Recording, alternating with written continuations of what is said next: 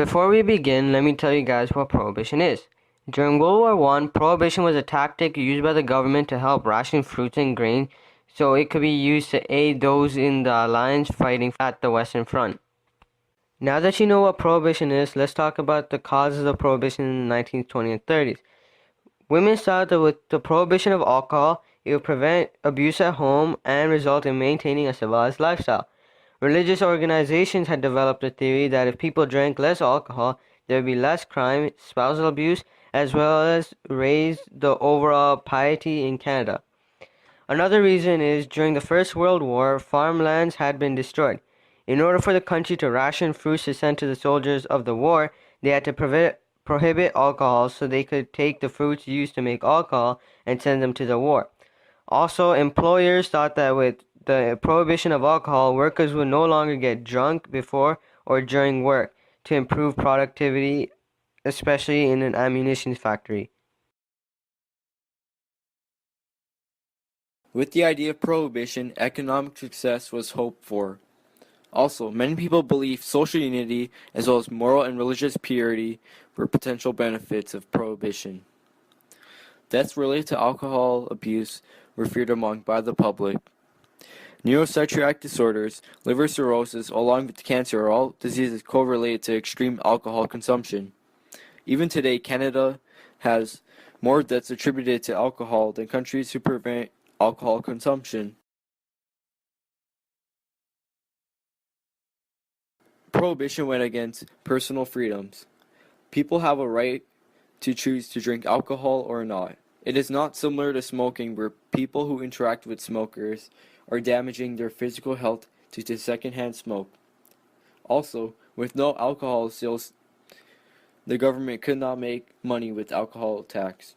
Most of the police officers would have been reluctant to take action against people who drank alcohol because of their low wages, another consequence of having a lack of alcohol tax. Organized crime became more prevalent in border towns and coastal cities. For Canada, America's federal prohibition law in effect from 1920 to 1933 was a large economic benefit. Canadians were free to manufacture and export liquor. The American customers who took possession of it in their own waters assumed all the risk. Big money people weren't the only Canadians cashing in. Even the poor prospered as well. A case of whiskey bought in Quebec for $15 could be sold in New York State for $120.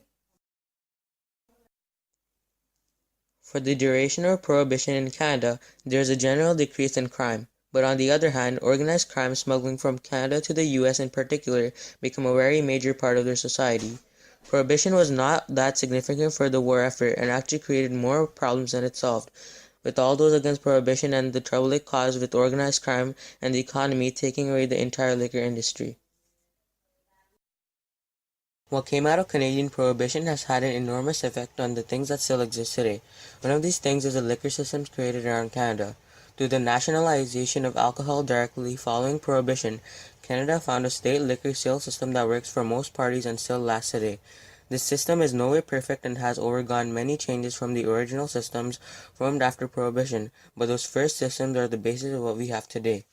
Another thing that prohibition had a large effect was on the evolution of organized crime. Canada also contributed in the role in the revolution of American gangsters during their prohibition era, as many of Canada's liquors were the supply which they worked with.